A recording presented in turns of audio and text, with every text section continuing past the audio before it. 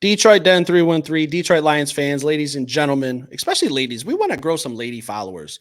If you are a lady subscriber, please leave a comment down below. Our analytics say that we don't have a lot of women followers, and that's really the industry. We're trying to tap into that. We're trying to get more women involved with sports.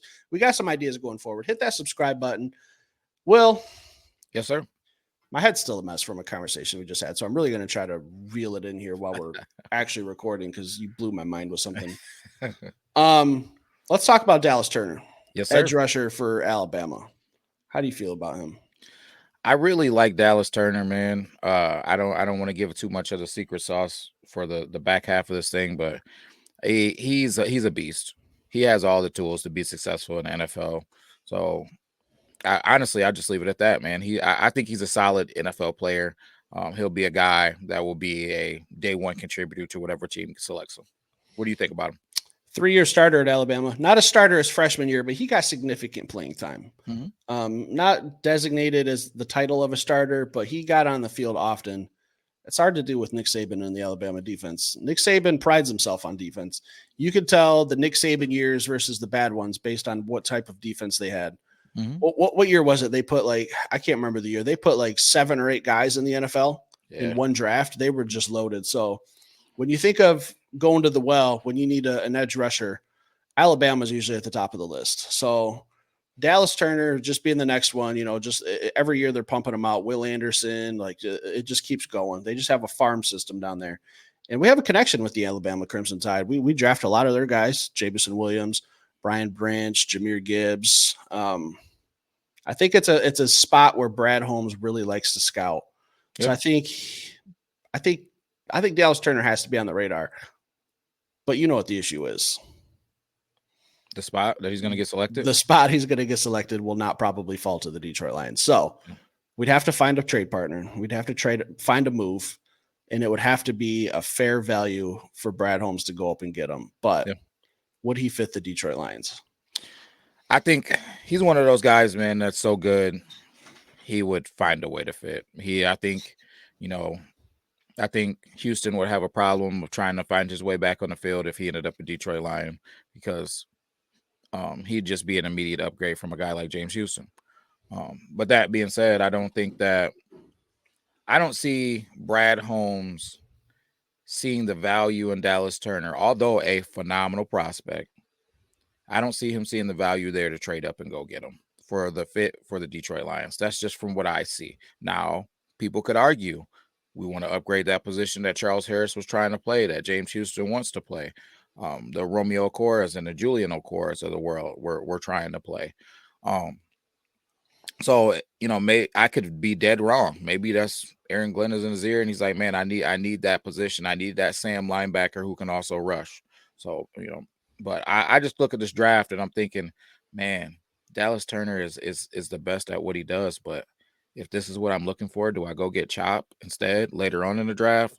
And is the differential enough for me to trade some of my draft equity or maybe even a player? I just don't see it, although he is an elite prospect. When you say elite, I think there's really only 3 or 4 guys in this draft that are elite. Dallas Turner might be one of them. Yeah. Who else would you put? I want to see if we're on the same page. As elite talents in this draft, I said, if we're not talking about, are we talking about quarterbacks? Defensively, man, I love a guy that's Edrin Cooper is elite. He's an elite talent in this draft to me, and that's why I want to see him in the first round. After that, I would probably say the next guy on my list would be. It could be a defensive back, defensive lineman, safety. I haven't seen enough of them, man, but I have very strong suspicions that Quinyon Mitchell is going to be elite. And the reason why I say that is because of his speed on top of his cornerback play. Now, Steve, you said it, and I absolutely agree with you.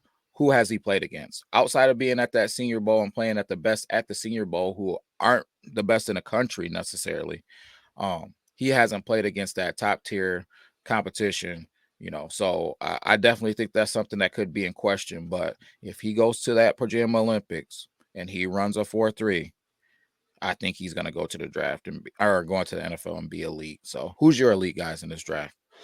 Dallas Turner, Jared Verse, Edrin Cooper, And then maybe a Kool-Aid McKinstry or a /Terrion Arnold. I'm not sure. I like both of those.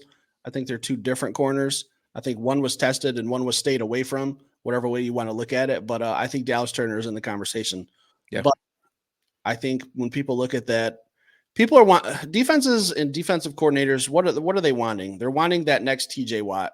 That's what they're kind of looking at Dallas Turner. Is he that TJ Watt? Is he that guy that late in the NFC Championship game, can I put him on the field when he's had 19 and a half sacks on the season? Is he that big of a game wrecker? Mm-hmm. I think within 2 years, yes, I think he's going to be that type of Pro Bowl caliber talent. I think he would fit well with the Detroit Lions. So let's have a conversation real quick about Aaron Glenn. Yep.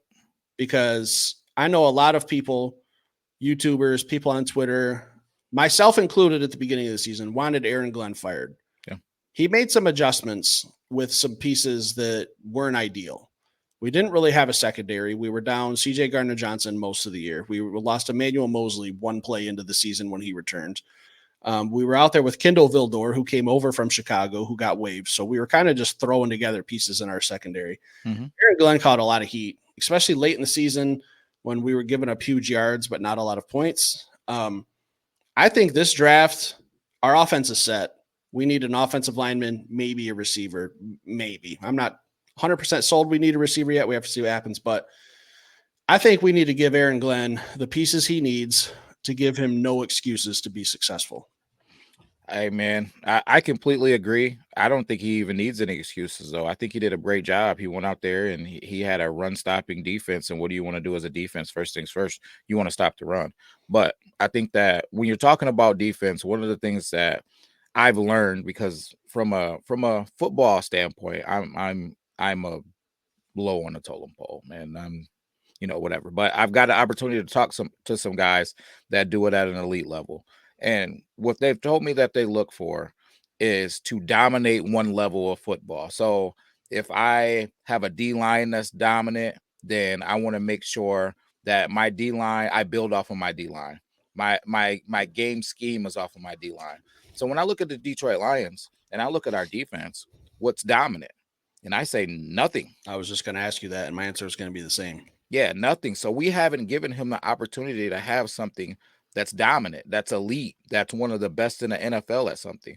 We have safeties, that's cool, but our corners are in a question mark. So we can't say that our secondary is elite. We added a young linebacker to our linebacking core, but then we're putting band-aids on when we're putting like a undersized Malcolm Rodriguez that really came out of college as a safety and then moved a linebacker, and then he was an undersized linebacker, a guy that plays downhill.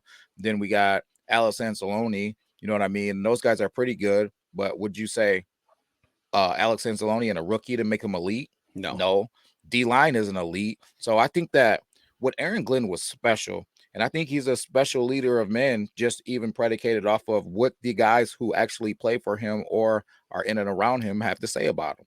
So I think that judging by last season, and maybe it's a hot take, I know guys got on me last year for saying this, out of our two coordinators last season, Aaron Glenn had the better season. He put out a dominant run stopping defense with he wasn't working with a whole lot of tools, and he struggled in the pass game, but rightfully so. He had special teamers and waived players out there playing corner, and Cam Sutton, who I believe is a good player, man, he had a rough season last year towards the back half of the season. So I'm high on Aaron Glenn still. I would like to give him something that is dominant. So let's go into this draft and free agency and create a dominant D line, or let's go into this draft and free agency and create a dominant linebacking core or secondary.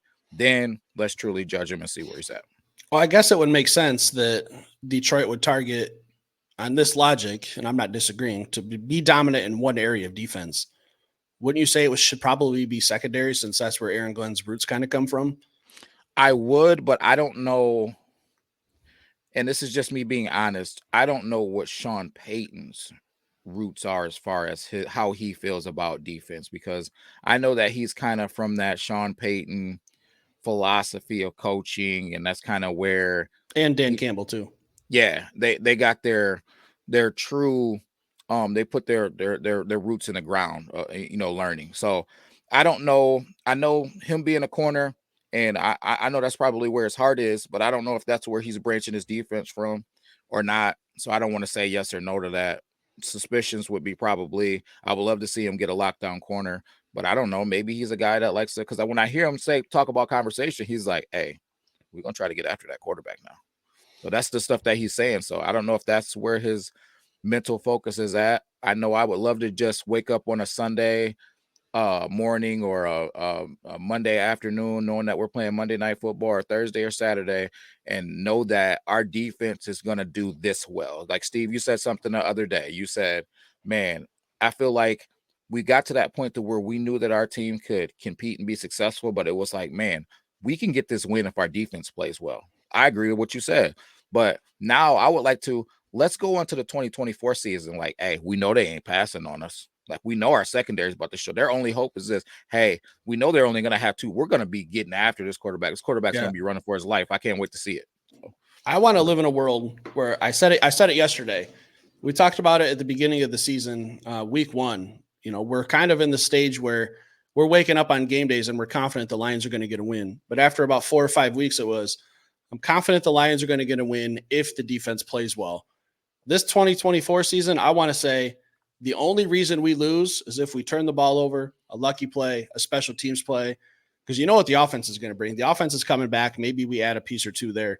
Defense, free agency, NFL draft, we're going to load up. I want to be able to say there's no way we don't lose this game ourselves. If we don't turn the ball over, if we don't give up a big special teams play, if we don't do something really stupid, if we just go out there and execute, our defense is going to be fine. I want to make that quarterback's life a living hell. I'm not a defensive coordinator, never have been at any level other than Madden, which doesn't count. And I haven't played Madden in like 8 years, so a little rusty.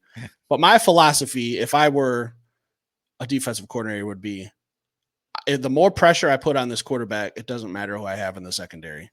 If I could put him on the ground consistently enough to make enough plays at the right time, it doesn't matter who your cornerbacks are. It doesn't matter who your safeties are. If you have elite pass rushers, that covers up a lot of problems on defense. And I think Dallas Turner, Aiden Hutchinson, Lee McNeil, just those 3 are solid pieces. You want to go give me someone else in free agency, someone else in the draft, a D tackle? I'm not going to say any names.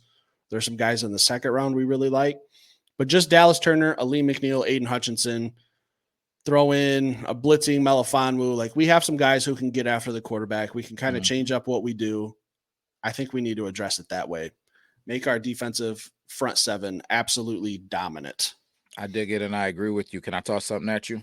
Anything you want. Do you feel like Dallas Turner is worth trading up in a draft to go get? And let me set the table anywhere from pick 8 to pick probably 12. Man, just sprinkling one on me today, huh? It's tough. So a lot of people in every video comment like, oh, you know, Brad Holmes' philosophy. What is his philosophy at the draft? Because we've seen him move up from 32 to 12, 20 spots. We've seen him last year move back. We don't know what his philosophy is. His philosophy is go get your man. Yeah. That's what his philosophy is. If he sees a guy he wants, I really like Jahmyr Gibbs. I don't like him at 6. I think I could get him at 12. That was his philosophy last year. Jahmyr Gibbs was the guy. It was plain and obvious. We could have taken him. Happened to get. Took him. We could have took him at 6. Brad Holmes said 6 is too high. I can move back, get some more draft capital. Jahmyr Gibbs is my guy. I'm going to get him at 12. Yeah. 20, the year before, Aiden Hutchinson, pick 2, no brainer, sprint to the podium. We got yelled at by the commissioner for going too fast. We're not even going to count that one. So it comes to pick 2. Now we have pick 32. Brad Holmes is seeing some receivers going in the draft. Chris Olave. And he's got his eyes on Jameson Williams. He says, that's my man.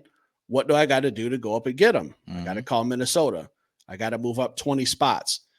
If Dallas Turner is the guy that Brad Holmes has his eye on, we will leave the draft with him. That's how I feel about it. I agree with you, man. I even like his philosophy of he likes to have draft equity as well. So, because he even talked about maybe trading back again with J-Mo. Or not J-Mo, with Jahmyr Gibbs. So he even talked about like, hey, maybe if I trade back again, will he be there? And maybe we can get another pick added to what they got already. And then he said, I don't trust. I can't remember who it was. Chargers, I believe. The Chargers were really high on Jahmyr Gibbs last year. Because then he called those guys afterwards and they said, hey, we were going to take him at pick whatever. I can't remember 18. what it was. Yeah. So it's like, man, it's those things come down to nail biters, man. You got to truly understand what you're looking at and have a great team around you. So it's just, I agree with you. Brad's guys, he's going to go aggressively pursue him. If Dallas is his guy, then he will figure out a way to get up there and go grab him. I don't personally believe that will be his guy. But if it was, it could be anyone. It could be Dallas Turner. It could be Jerzon Newton, Byron Murphy, Jared Vert. We don't know, but he's going to have that laser vision on one or two guys in this draft, and they will be Detroit Lions. I agree.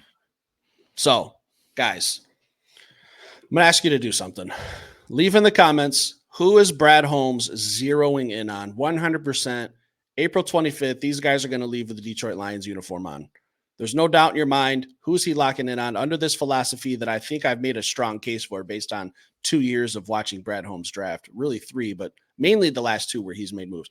Leave a comment down below. Let us know who that guy is. Hit the like button. If you're new to this channel, hit that subscribe button. Steve and Will be back with some more content in the very, very near future. Peace.